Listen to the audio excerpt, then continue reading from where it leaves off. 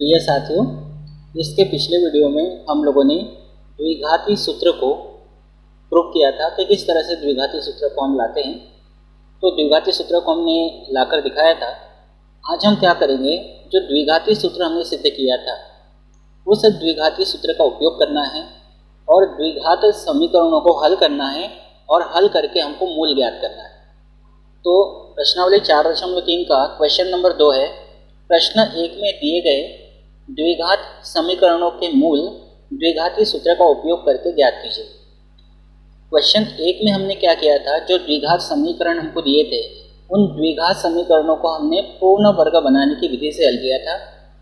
उस प्रश्न 1 में जो 4 क्वेश्चंस दिए थे उन्हीं क्वेश्चंस को लेकर, उन्हीं द्विघात समीकरणों को लेकर इस क्वेश्चन को हल करना है। बस अंतर क्या है, प्रश्न 1 में पूर्ण वर्ग बनाने की विधि थी, प्रश्न 2 में द्विघाती सूत्र का उपयोग करना है। बाकी आप जानते हैं किसी भी द्विघात समीकरण को चाहे गुणनखंड विधि से हल करो, चाहे पूर्ण वर्ग बनाने की विधि से हल करो या फिर द्विघाती सूत्र से हल करो, तो जो मूल आएंगे वो समान आते हैं, उनमें कोई अंतर नहीं आता है। तो हम क्या करेंगे, ये जो द्विघात समीकरण हमको दिया है इस द्विघात समीकरण को द्विघाती सूत्र का उपयोग करके हल करेंगे, मूल ज्ञात करेंगे। तो लिखेंगे हम, दिया है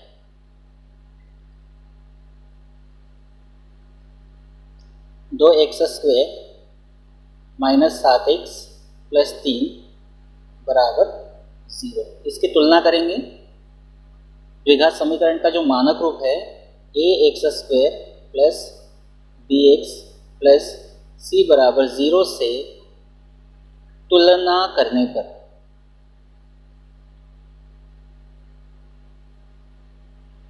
तो यहाँ से हमको ABC के मान मिल जाएंगे। A का मान मिलेगा, B का मान मिलेगा और C का मान मिलेगा। A का मान क्या होगा, x² का गुणांक 2 है। B का मान क्या मिलेगा, x का गुणांक -7 है और C का मान मिलेगा +3 मतलब 3। इस तरह से ABC के मान हमको मिल गए। अब हम लगाएंगे इसीलिए द्विघाती सूत्र से।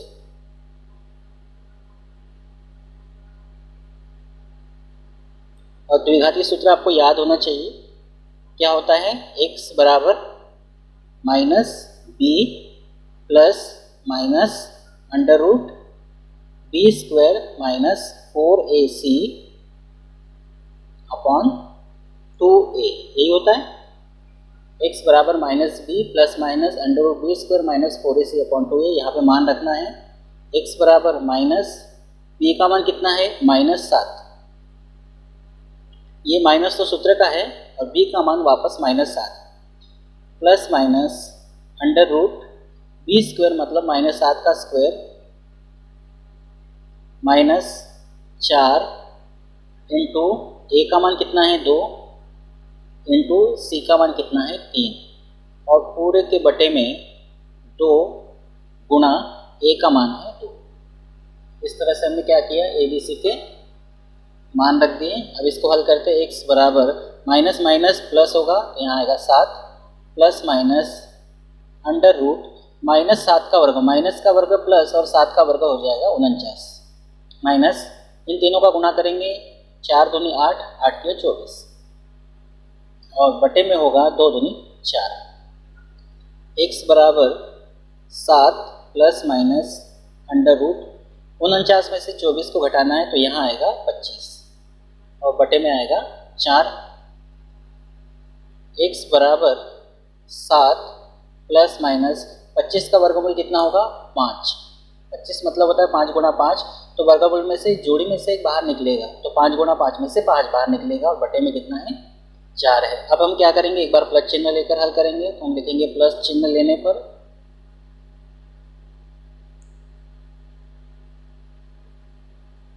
तो क्या होगा, x बराबर 7 प्लस 5 बटे 4, x बराबर 7 और 5 12 बटे 4, 4 एकम 4, 4 तिया 12, x बराबर 3 बटे 1 मतलब आएगा 3। तो x का एक मान आ गया 3, मतलब एक मूल द्विघात समीकरण का हमारा आया है 3। अब हम लेंगे माइनस चिन्ह, तो हम लिखेंगे माइनस चिन्ह लेने पर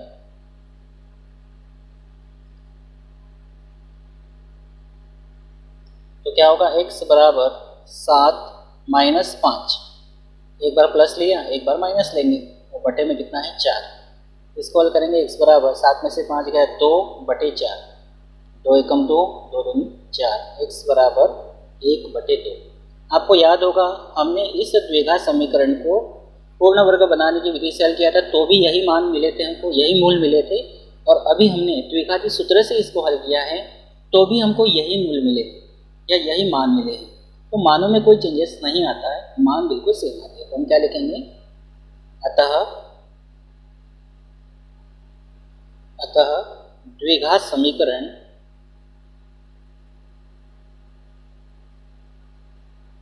के मूल 3 और 1/2 है। ठीक है, बहुत आसान है, बहुत आसानी से आप इसको कर पाएंगे।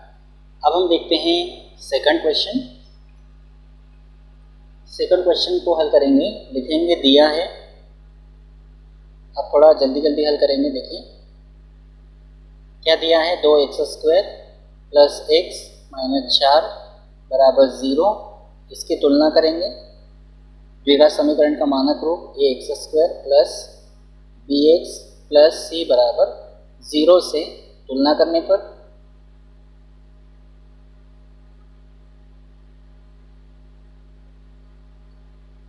तो यहाँ से हमको मिलेंगे abc के मान। a का मान मिलेगा, b का मान मिलेगा और c का मान मिलेगा। a का मान x² का गुणांक 2, b का मान x का गुणांक 1 और c का मान अचर पद चिन्ह सहित -4। इसीलिए द्विघाती सूत्र से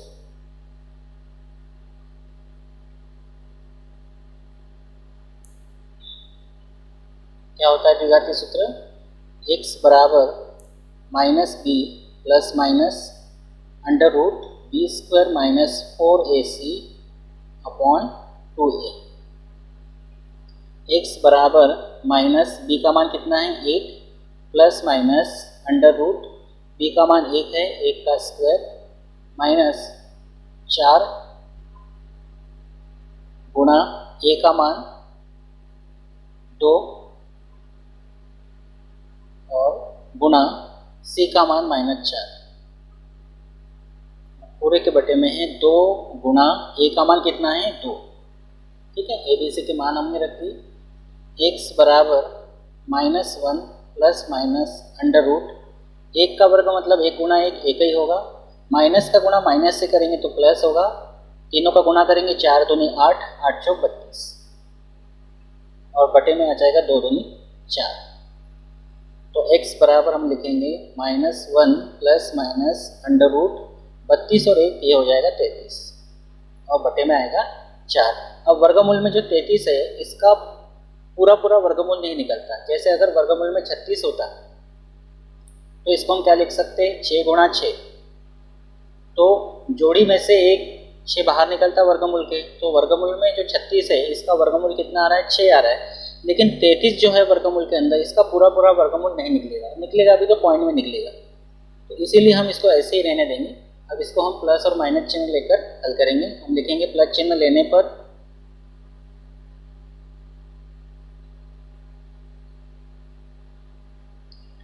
x बराबर -1 प्लस वर्गमूल में 33 बटे 4, आगे हल नहीं करेंगे बस इतना ही रखेंगे। माइनस चिन्ह लेने पर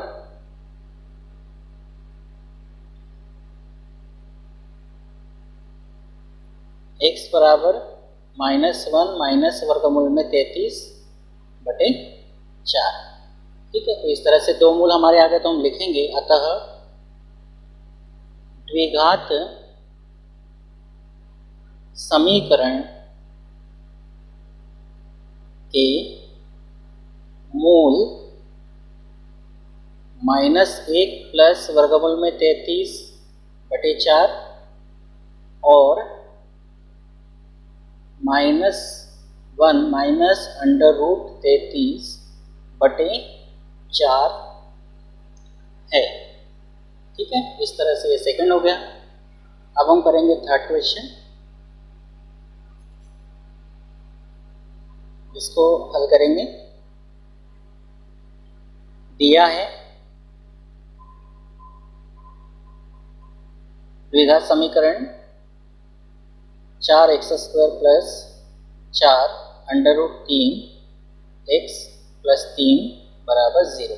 इसकी तुलना करेंगे कि ax² plus bx plus c बराबर 0 से तुलना करने पर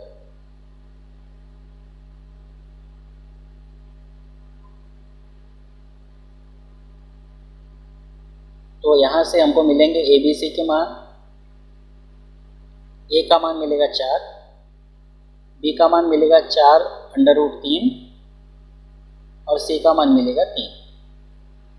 ठीक है, इस तरह से ए बी सी के मान मिलेंगे। इसीलिए द्विघाती सूत्र से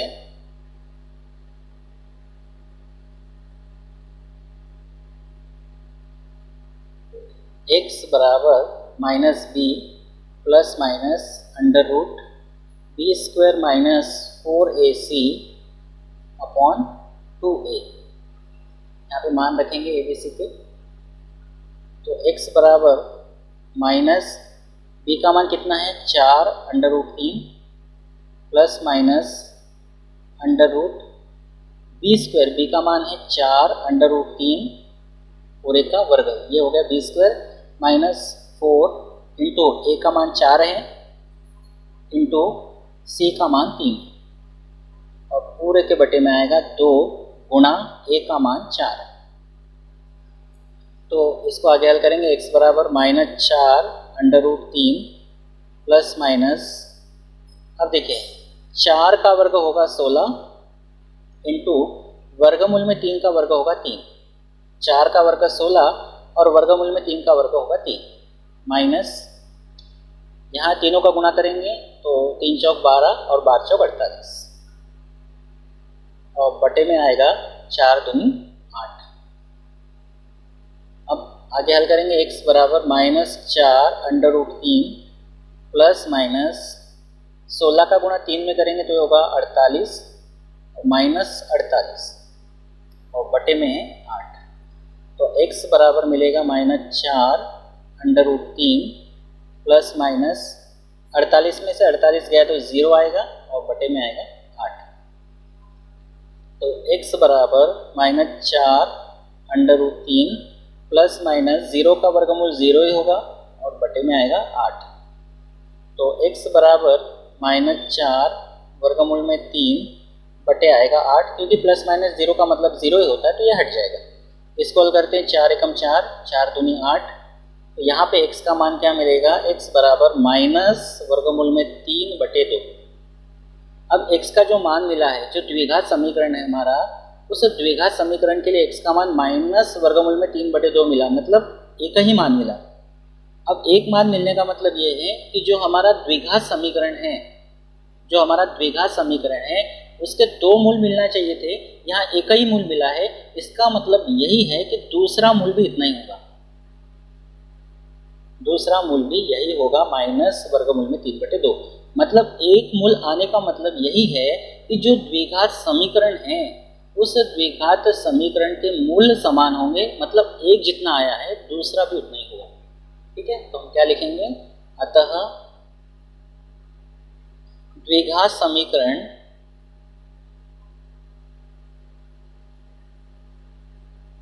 के मूल माइनस वर्गमूल में 3 बटे 2 और माइनस वर्गमूल में 3 बटे 2 है।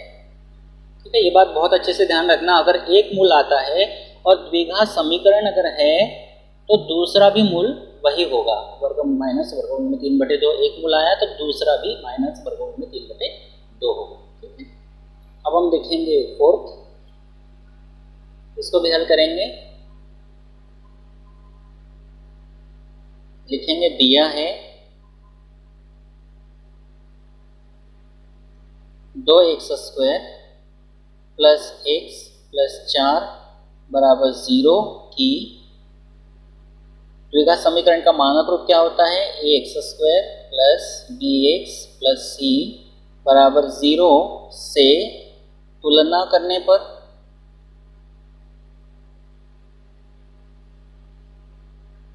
तुलना करने पर ए का मान मिलेगा, यहाँ से बी का मान मिलेगा और सी का मान मिलेगा। ए का मान मिलेगा 2, बी का मान मिलेगा x का गुणांक 1 और सी का मान मिलेगा 4।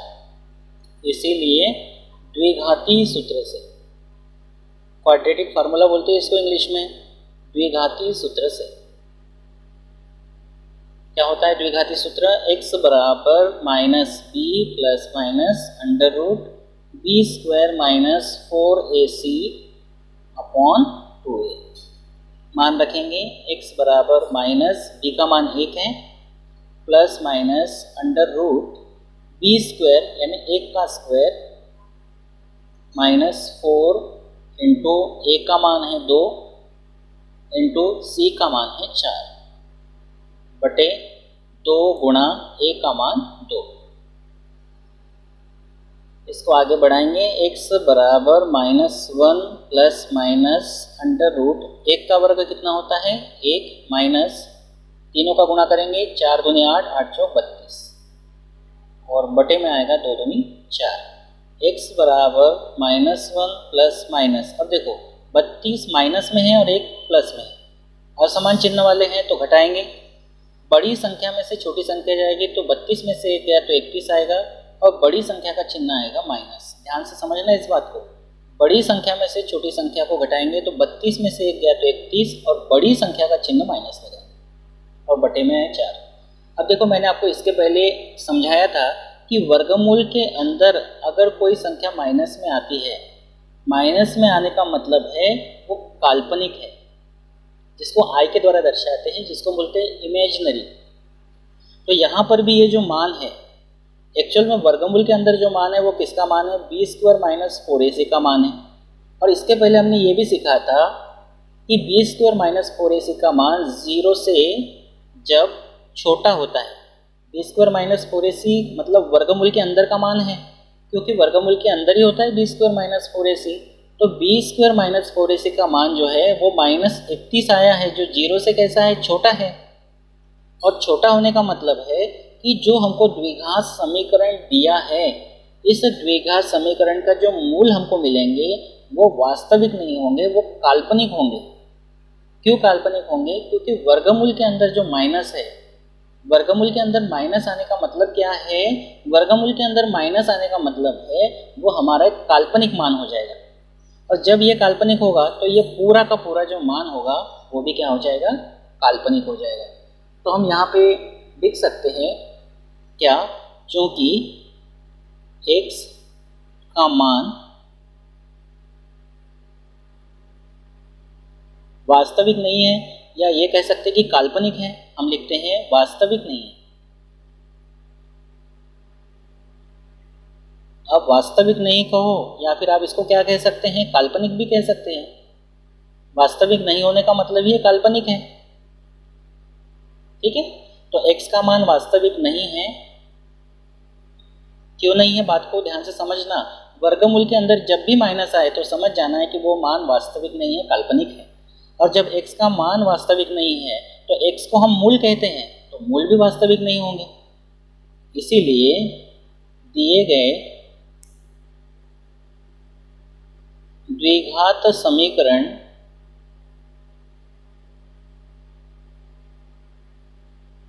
के वास्तविक मूल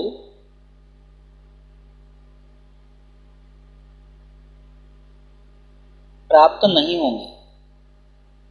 या आप अपने शब्दों में भी लिख सकते हो कि दिए गए द्विघात समीकरण के मूल वास्तविक नहीं है, ऐसा भी आप लिख सकते हो, वास्तविक मूल प्राप्त नहीं होंगे।